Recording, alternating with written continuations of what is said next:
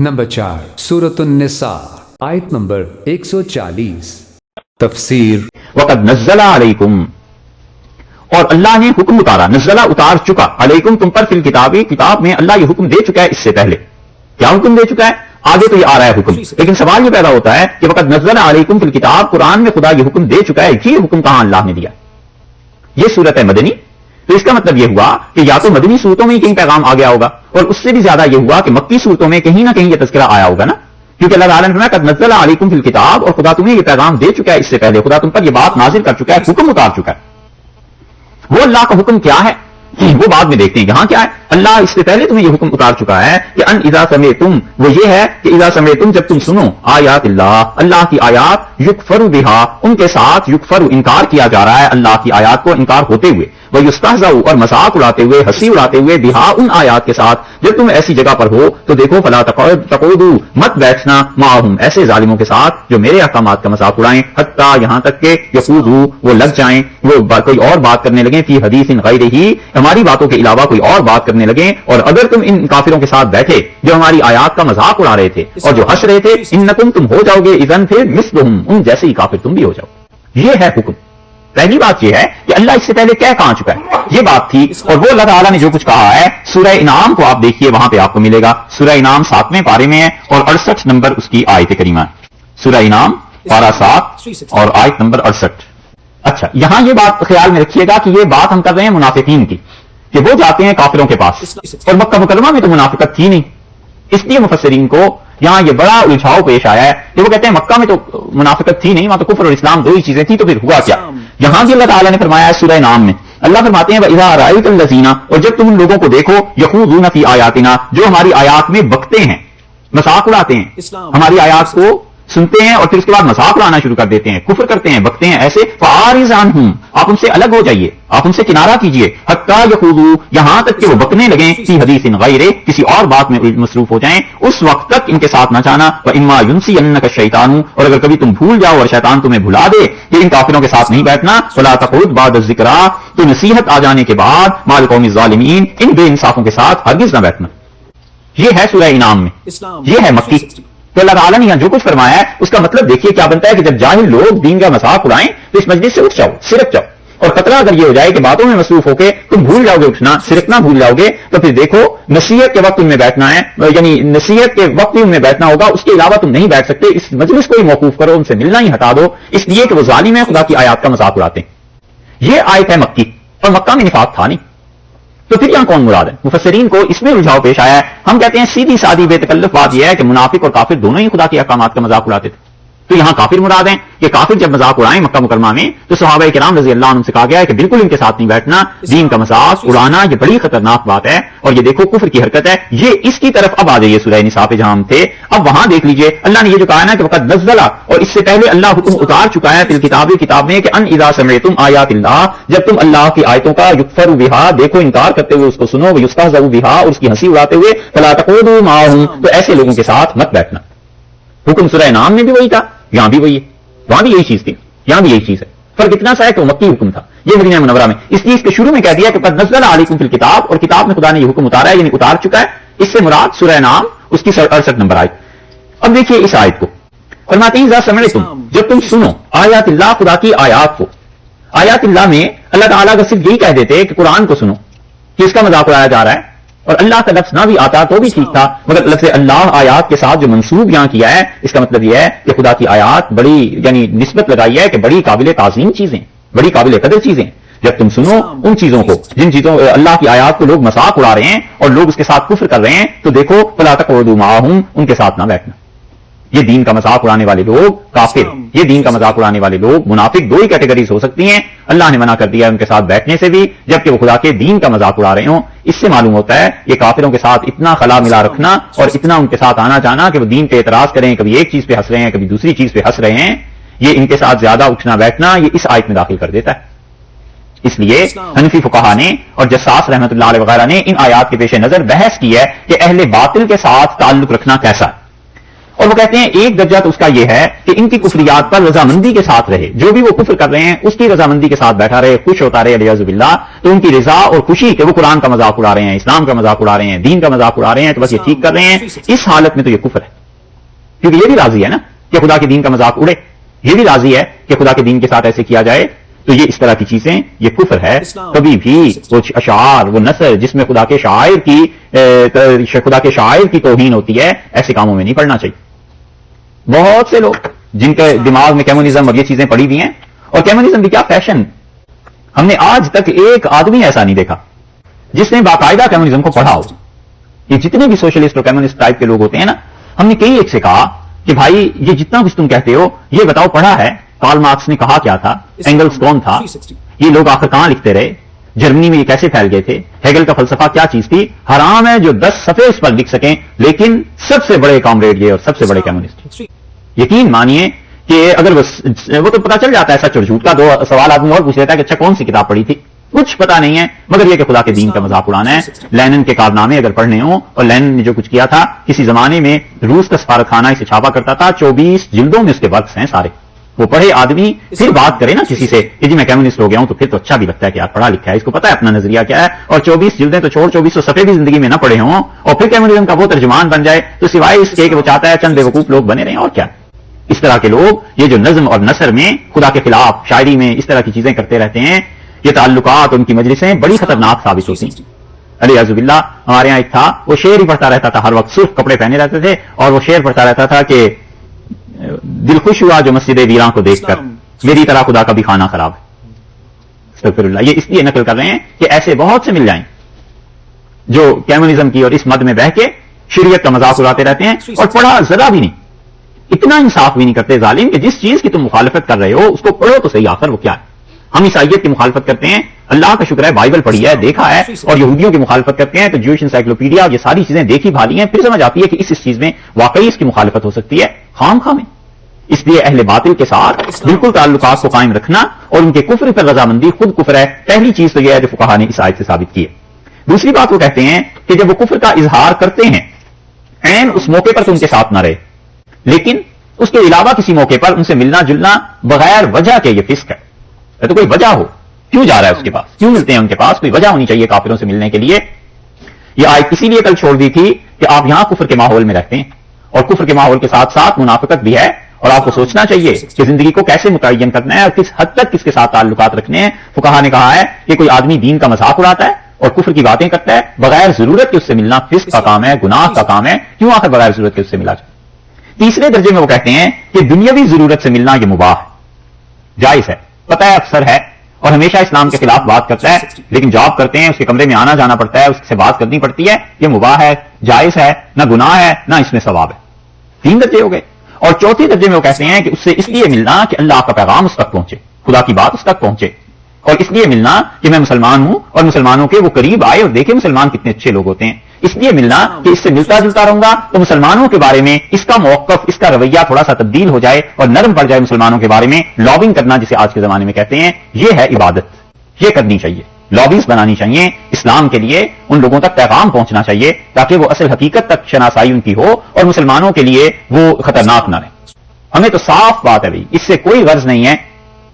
کہ یہ کافر مسلمان ہوتے ہیں یا نہیں ہوتے، ہو جائیں بہت اچھا ہے، اللہ کی رحمت ہے، ہونی اسی سے غرض چاہیے، لیکن جھوٹ کیوں بولیں۔ ہم کہتے ہیں نہیں ہوتے، نہ ہو، جائیں جہنم میں جو مرضی کریں، مسلمانوں کے خلاف نہ ہو، بس کسی طرح اس سانپ کا زہر نکل جائے اور کسی طرح اس بچو کا ڈنک نکل جائے، یہی غنیمت ہے کہ مسلمانوں کے خلاف نہ رہیں۔ باقی کفر اور اسلام کو تو اللہ کی طرف سے ہے، خدا تعالی ہی ہدایت دیتا ہے، دعا کرتے رہنا چاہیے۔ اصل مسئلہ یہی ہے کہ کافروں تک پیغام پہنچا نہیں اسلام کا صحیح معنی میں، اور نتیجہ یہ ہے کہ وہ اسلام کو اور مسلمانوں کو سخت نقصان پہنچاتے ہیں، اور ہم میں سے ہر ایک کی کوشش ہونی چاہیے کہ دین ان تک اتنا پہنچ جائے، لابنگ ایسی ہو جائے کہ لوکل سٹیج پہ اور اس سے بھی اٹھ کے اوپر انٹرنیشنل لیول پہ مسلمانوں کو نقصان نہ پہنچائیں، اور خیال رہے کہ مسلمان ایسے اچھے، مسلمان ایسے اچھے، مسلمان میرا تھا سیکٹری، فلاں جگہ کا منتظم تھا، یہ چیزیں تھیں، اور مسلمان اتنے اچھے لوگ ہوا کرتے ہیں۔ یہ چیز مسلمانوں کے لیے کرنا عبادت ہے، یہ 5واں درجہ، 4تھا درجہ ہے۔ اور 5واں درجہ یہ ہے کہ جیسے انسان پھنس جاتا ہے کہیں اضطرار کی حالت میں ان لوگوں سے تعلقات کو رکھنا، یہ چیزیں، یہ معذوری، اس میں آدمی معذور ہے، کچھ کر نہیں سکتا، پھنس گیا ہے ایسے حالات میں، اب وہاں پہ کیا کرے؟ جاب نہیں مل رہی تھی, کسی جگہ پہ جاب کر لی اور وہاں انگریز سارے بیٹھے ہیں, دین اسلام کا مذاق اڑا رہے ہیں, یہ چیزیں, وہاں بیچارہ کرتا رہتا ہے. یہ معذوری کی حالت ہے, امید ہے اللہ اس پہ معاف فرمائے گا. یہ 5 درجات حنفی فقہا نے اس سے ثابت کیے ہیں, اور وہ کہتے ہیں کہ اس کے علاوہ کوئی چیز ایسی نہیں ہے جو نجات دے سوائے اس کے کہ آدمی کافروں سے اپنے تعلقات کو کم کرے, اور اگر زیادہ کرنا ہے تو پھر خدا کے دین کے تعلق کو اس واسطے کو انسان پہنچائے. اللہ نے فرمایا جب تم دیکھو وہ کفر کی حرکتیں کر رہے ہیں اور اس کے ساتھ ساتھ مذاق اڑا رہے ہیں, فلا تقعدوا معهم, تو ان کافروں کے ساتھ نہ بیٹھنا. فلا تقعدوا معهم, ان کے ساتھ اٹھنا بیٹھنا مت رکھو. یہ صرف انگریز ہی نہیں, ہندو بھی اس میں شامل ہیں اور سکھ بھی اس میں شامل ہیں. اور اتنی غفلت ہے مسلمانوں کی, اتنی غفلت ہے کہ اس غفلت پہ ماتم نہ کرے آدمی تو کیا کرے. ہم سب کے بچے جاتے ہیں انہی اسکولوں میں پڑھتے ہیں, ہندوؤں کے ساتھ ہی پڑھتے ہیں ہندوستان میں مسلمان بچے, یہاں جا کر کافروں کے ساتھ پڑھتے ہیں. وہ بچے ہیں دین کا مذاق اڑائیں, کچھ کریں, وہ کہتے ہیں کہ تمہارے اسلام میں یہ ہے, اور وہ بچے آتے ہیں گھر پہ. کئی کیسز ہم نے دیکھے, آ کے باپ سے, دادا سے, ماں سے, کسی سے پوچھتے ہیں کہ آج اسکول میں ایک بچہ یہ کہہ رہا تھا کہ مسلمان ایسے ہوتے ہیں, اسلام میں ایسے ہے, تو بھلا بتاؤ اب یہ اس بچے پر شرعی حکم کیسے نافذ ہوگا, اور مسلمانوں کا اسکول ہے نہیں, اور نتیجہ اس کا یہ نکلے گا کہ مسلمان جائیں گے, وہ بچے ان کے ذہن میں کانٹے بیج دیں گے. یہ کفر جو ہے اس کے کانٹے بیج دیتے ہیں, بیج ڈال دیتے ہیں, اور ذہن آہستہ آہستہ کافر ہو جاتا ہے, دماغ کافر ہو جاتا ہے. یہ جدید فلسفے کو اگر کسی آدمی نے پڑھا ہے اور یہ تھیوریز پڑھی ہیں جو 19ویں اور 20ویں صدی میں خاص طور سے آئی ہیں, تو یہ اسلام کے خلاف آہستہ آہستہ ایسا دماغ بنا دیتے ہیں کہ آدمی کے اندر شک کے کانٹے لگ جاتے ہیں کہ اسلام یہ کہتا ہے, ماڈرن فلسفہ یہ کہتا ہے, اسلام یہ کہتا ہے, سائنس یہ کہتی ہے, یہ چیز یہ کہتی ہے. ہر موقع پہ وہ ثابت کرتے ہیں کہ مسلمانوں تمہارا مذہب اور سائنس, تمہارا مذہب اور ماڈرن فلسفی ایک دوسرے کے برعکس ہیں, اور نتیجہ اس کا یہ نکلتا ہے کہ وہ اسلام کے معاملے میں جو اس میں حمیت تھی, غیرت تھی, یہ مر جاتی. اور جب یہ مر جاتی ہے تو اگلی نسل اس سے جو آتی ہے وہ اور زیادہ مرتد ہو جاتی ہے, اس کو پھر کوئی روک نہیں سکتا. یہ حمیت باقی نہ رہے اور یہ غیرت باقی نہ رہے دین پہ, یہ خطرناک سٹیج آ جاتی. اور اگر اس کو روکنا ہے اور اس صورتحال کا مقابلہ کرنا ہے تو پھر مسلمانوں کو پہلے ہی سے سوچنا چاہیے کہ ہمارے بچے کیا جا کر پڑھتے ہیں, گھر آئیں تو ہمیں کیا پڑھانا ہے, ان کا نصاب کیا کرنا ہے, ان کی چیزیں کیا کرنی ہیں. یہ اتنا کچھ آپ سنتے ہیں, محنت کیجیے جا, اس کو 1 گھنٹہ سنیے روز, اور اس میں سے بالکل وہ ٹھیک چیزیں جو ذہن میں رہ جائیں,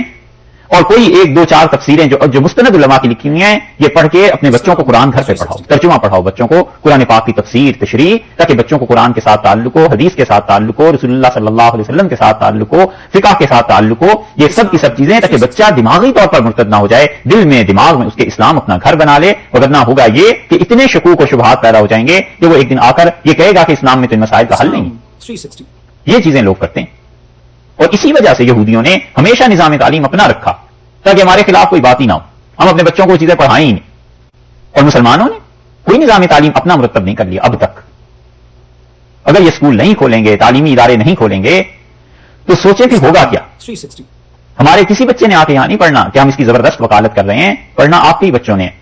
لیکن مسلمان ہونے کے ناطے وہ ہماری اولادیں, مسلمان ہونے کے ناطے اور اسلام کا تعلق و رشتہ یہ ہمارے ہی بچے ہیں. یہ ہاتھ سے نکل جائے گی نسل, اور نتیجہ اس کا پھر کیا نکلے گا آگے کو چل کے. تو یہ بچے جاتے ہیں نا اسکولوں میں, جا کر اسلام کے خلاف سیکھتے ہیں چیزیں. چھوٹا بچہ اس سے کیا پتا, اس کا دماغ بنا دیتے ہیں. اللہ نے منع کیا ہے کہ دیکھو خبردار جو ان کے ساتھ ملے, اور جب یہ شریعت کا مذاق اڑائیں تو بچوں کو کیا پتا ہے, اور بچہ مکلف بھی نہیں, لیکن ہوتے ہوتے طبیعت ایسی بن جاتی. یہ عبداللہ فاروقی تھے لاہور میں, یہ واقعہ کئی جگہ ہم سناتے ہیں. ایچیسن کالج میں پڑھتے تھے, اور ایچیسن کالج 1902 1903 اس زمانے کا, کہاں مسلمانوں کو داخلہ ملتا تھا, لیکن کھاتے پیتے گھرانے کے تھے, پیسے بھی تھے, داخلہ مل گیا. گریجویشن کے لیے انہوں نے پریپ لیو دی کہ بچے تیاری کریں, تو پرنسپل نے اعلان کیا, اس نے کہا بچوں یہ 3 ہفتے کی چھٹیاں ہم دے رہے ہیں, اور آپ لوگوں کے لیے ایک سرمن کا جو پیریڈ ہے صبح, بس یہ اٹینڈ کرنا ضروری ہے, اور باقی چھٹی. فاروقی کہتے تھے رحمت اللہ علیہ کہ ہم 3 دوست تھے, اور جوانی تھی, بی اے کا آخری سال گریجویشن کا. تو دوستوں نے ایک دن کہا یار پرنسپل سے بات کرنی چاہیے کہ جو روز سرمن کا پیریڈ ہوتا ہے نا صبح, جس میں بائبل سناتے ہیں, یہ ختم کر دیں ہمارے لیے پابندی. تو ہم جو گھر سے نکلیں, تیار ہوں, ناشتہ کریں, یہ اتنا گھنٹہ 1 1.5 گھنٹہ اس میں ہی ضائع ہو جاتا ہے, تو اس کی بجائے بھی پڑھ لیا کریں گے. تو طے یہ پایا کہ میں بات کروں. تو میں پرنسپل کے پاس جب گیا کالج میں, تو ایچیسن کے وہ انگریز پرنسپل تھا, اس سے میں نے بات شروع کی. تو اس سے کہا بیٹے یہ پرسنل بات ہے. میں نے کہا جی. تو اس نے کہا آپ ایسے کریں, کسی وقت چائے پہ آئیں شام کو میرے پاس, تو وہاں بیٹھ کے بات کریں گے. یہ آفس اور یہ جو ٹائم ہے یہ اس ادارے کا ہے, میں آپ کو پرسنل کاموں کے لیے نہیں دے سکتا. طے ہو گیا, شام کو چلے گئے. ہم تینوں دوست جب پہنچے تو بڑے اچھی طرح ملے پرنسپل, اور انہوں نے چائے پلائی ہمیں, اور باتیں جب شروع ہوئی تو ہم نے کہا سر ایسے ہے کہ صبح آتے ہیں ہم, اور 1 1.5 گھنٹہ اسی میں ضائع ہو جاتا ہے. آپ کی پرابلمس انہیں بتائیں. ہم نے کہا جی آپ اس سرمن کے پیریڈ کو اگر ہٹا دیں, صبح جو واز ہوتا ہے, تو ہم اچھی طرح ان چھٹیوں کو استعمال کریں گے. تو میری باتیں کہتے تھے, بڑے غور سے سنتے رہے, اور پھر کہنے لگے کہ بیٹے آپ کو پتا ہے یہ تعلیمی ادارے جتنے ہیں یہ سب کے سب چلا رہے ہیں اصل میں چرچ والے. تو چرچ نے یہ ضروری قرار دیا ہے کہ آپ لوگوں کو یہ چیزیں سنائی جائیں. تو میں تو اس رول کے خلاف چل نہیں سکتا کیونکہ پیسے وہیں سے آتے ہیں, میں انہیں چیزوں کے تو پیسے دیتا ہوں. تو دوستوں نے آنکھوں ہی آنکھوں میں مجھے کہا کہ مطلب بات آگے چلاؤ, چپ نہ ہونا. تو میں نے بات کیا, میں نے کہا سر بات یہ ہے کہ 4 سال تو ہو گئے ہمیں بائبل سنتے ہوئے, اب تک تو ہم عیسائی ہوئے نہیں. تو یہ جو 3 ہفتے ہیں اس میں ہم کیا سن کے عیسائی ہو جائیں گے؟ کون اپنا مذہب چھوڑتا ہے؟ تو اس لیے اگر آپ چھٹیاں دے دیں تو یہ ٹھیک ہے. کہنے لگے پرنسپل نے بڑے غور سے مجھے دیکھا اور سنبھل کے کرسی پہ بیٹھے اور ہنسنے لگے اور کہنے لگے میرے بیٹے 4 سال میں تم عیسائی تو نہیں ہوئے, ہم نے تمہیں عیسائی نہیں بنا سکے ہم, لیکن 4 سال میں جیسے تم پہلے مسلمان تھے ہم نے ویسے مسلمان بھی تو نہیں رہنے دیا. کہتے تھے میں حیران رہ گیا اس کے جواب پہ, اور اتنی شرمندگی ہم تینوں کو ہوئی کہ ہم بالکل ایک لفظ نہیں بول سکے اور چپ کر کے آ گئے. اور میں سارا وقت یہ سوچتا رہا کہ 4 سال پہلے جیسا میں مسلمان تھا میں ویسا مسلمان بھی تو نہیں رہا. اور نتیجہ یہ کہ بی اے کر کے اور پھر وہ حضرت شیخ الہند رحمۃ اللہ کے پاس چلے گئے اور کہا حضرت ہمیں پڑھا دیں, اور وہ ایمان کی حرارت اب نہیں رہی جو کسی زمانے میں ہوا کرتی تھی, اور ہم تو جا کے بالکل ہی عیسائی ہو رہے ہیں. یہ ہے غیرت, حمیت. یہ مر جاتی ہے نا جب, تو پھر آسانی سے آدمی کفر کی طرف چل پڑتا ہے. 9/11 کے بعد لندن سے ہم نے یہاں آنا تھا امریکہ نومبر میں, ابھی بالکل تازہ تازہ یہ واقعہ ہوا تھا, اور دیکھا انگلینڈ میں ہیتھرو پہ تو وہاں کئی عیسائی پادری کھڑے تھے اور اتفاق سے ہمارے سب کی سیٹس اکٹھی ہو گئی. تو جب جا کر بیٹھے تو جہاز میں ہمارے ساتھ ہی تھے سیٹس میں, اور بالکل سارے جہاز میں کتنے 100 کا ہوگا, مشکل سے 50-60 آدمی, سفر ہی نہیں کرتے تھے لوگ اس وقت میں. تو انہوں نے مجھ سے کہا کہ مسلمان ہو؟ میں نے کہا ہاں الحمدللہ مسلمان ہوں. پھر انہوں نے بات شروع کی اسلام پہ. تو خیر مختصر قصہ یہ کہ کچھ گھنٹے وہ بات کرتے رہے. تو میں نے ان سے پوچھا کہ تم یہ جو پوری دنیا میں تبلیغ کرتے ہو عیسائی بنانے کی, تو اس میں فائدہ کیا ہے؟ تو بڑے ہنسے, کہنے لگے کہ یہ مسلمان بڑے سخت ہوتے ہیں, مرنے سے پہلے کم وقت مسلمان ہو جاتا ہے. ہم عیسائی بناتے رہتے ہیں, پیسے خرچ کرتے رہتے ہیں, پھر اس کی موت آتی ہے تو کلمہ پھر پڑھ لیتا ہے, ہم بڑے ناکام ہو جاتے ہیں. میں نے کہا پھر کیوں کام کر رہے ہو؟ تو کہنے لگے ہم کام تعلیمی اداروں پہ اس لیے کیا کرتے ہیں کہ اب تم اپنے یہاں دیکھو پرویز مشرف آیا, تو کہنے لگا یہ سینٹ پیٹرک کا پڑھا ہوا ہے, اور اب جو پالیسیز وہ لائے گا, جو کام وہ کر رہا ہے, یہ ہماری کامیابی ہے. ہم نے اتنا عرصہ ایک نسل پر محنت کی, پیسے دیے, اپنے سکولز چلائے, اور کوئی نہ کوئی ایسا نکل ہی آتا ہے جو ہماری پیروی نہیں کرتا, تو اسلام میں بھی اتنا پکا نہیں ہوتا. نتیجہ یہ کہ ہمیں کام کرنے کا موقع ملتا رہتا ہے. یہ اس نے ایک مثال دی. تو مجھے مولانا عبداللہ فاروقی رحمۃ اللہ کی بات یاد آئی کہ اس نے کہا کہ ہم نے تمہیں ایسا مسلمان بھی تو نہیں رہنے دیا. یہی حالت یہاں آگے بڑھنے والی نسلوں کی ہے. اس کی فکر کرو اللہ کے واسطے, اس کا کیا ہوگا. یہ ہاتھوں سے نکل جائیں گے بچے, اور یہ ارتداد کا اگر ان میں آ گیا تو یہ گناہ آپ لوگوں کے ذمہ پڑے گا. خدا کے یہاں یہ کہہ کے جان نہیں چھٹ سکتی کہ اللہ ہم نے مسجدیں بنا دی تھیں, ان پکی مسجدوں سے ہم ان کی ناقدری نہیں کرتے, کوئی حوصلہ شکنی نہیں کرتے. ہونی چاہیے مسجدیں بھی, یہ چیزیں بھی, لیکن ان سے کہیں زیادہ ضروری مسلمانوں کے اپنے ہسپتال ہیں, اور کہیں زیادہ ضروری مسلمانوں کے اپنے تعلیمی ادارے ہیں. وگرنہ یہ بچے جائیں گے, ان پر اسلام کے خلاف اعتراضات اٹھیں گے, ان کے دماغ میں بات بیٹھ جائے گی, اور جواب دینے والا اگر کوئی نہیں نہ ہوگا پڑھا لکھا, کوئی مولوی, کوئی صاحب دین, کوئی صاحب علم, تو نتیجہ یہ نکلے گا کہ وہ غیرت مر جائے گی آہستہ آہستہ, اور کچھ کے گاہ ہموار ہو جائے گی. یہ ہے قوموں کے اٹھنے اور قوموں کے تباہ ہونے کے طریقے. اللہ نے منع کیا ہے, اللہ نے فرمایا ہے کہ ہرگز ان کے ساتھ نہ بیٹھنا, حتیٰ یخوضوا, یہاں تک کہ وہ ڈوب جائیں, بکنے لگیں, فی حدیث غیرہ, اس کے علاوہ. یہ بکنے کا ترجمہ جو ہے نا یہ شاہ عبد القادر صاحب رحمۃ اللہ علیہ نے کیا,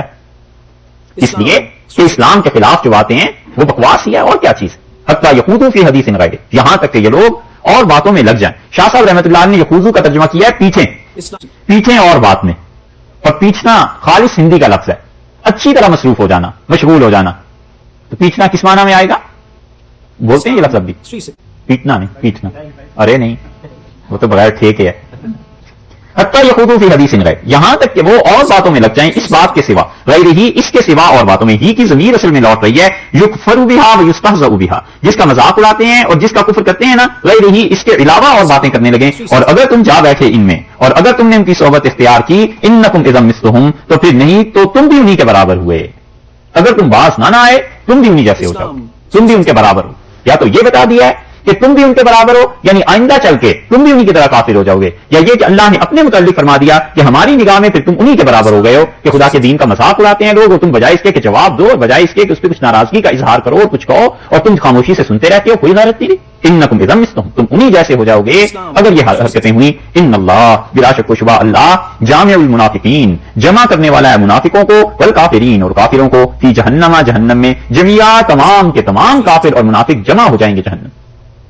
اس معاملے میں ہمارے بزرگ تو اتنے محتاط تھے کہ وہ کہتے تھے ان غیر مسلموں کی کتابیں بھی مت دیکھو, وہ کہتے تھے کہ جب تک تمہیں اپنے دین کا پتہ نہ چلے اور اپنا علم مضبوط نہ ہو ان چکروں میں نہ پڑو، کہیں ایسے نہ ہو کہ مطالعے کے شوق میں اپنا بھی دین گنواؤ۔ البتہ ان لوگوں کو ان چیزوں پہ کام کرنا چاہیے جن کا دین مضبوط ہے، تاکہ حالات سے باخبر رہیں زمانے میں کیا ہو رہا ہے، بائبل کو پڑھیں ان چیزوں کو تاکہ اس کا رد کر سکیں۔ ان اللہ جامع المنافقین والکافرین، اللہ ان منافقوں کو اور کافروں کو جمع کرنے والا ہے فی جہنم، جہنم میں، جميعا تمام کے تمام انہیں جمع کرے گا، اکٹھا کر دے گا خدا، اور پھر کہاں اکٹھا کرے گا؟ فی جہنم، جہنم میں جمع کر دے گا ایک ہی جگہ۔ اس لیے جو آدمی بھی ایک مجلس میں اپنے دین پہ کان سنتا ہے اور پھر بیٹھا بھی رہتا ہے، اگرچہ کچھ نہیں کہے، چپ رہے، خود دین پہ کان نہ کرے، لیکن وہ جو سن لیتا ہے نا، بس وہ نفاق ہے، وہ منافقت ہے۔ اللہ نے فرمایا ہے کہ جہنم میں سب کو اکٹھا کریں گے، اور حالت ان منافقوں کی یہ ہے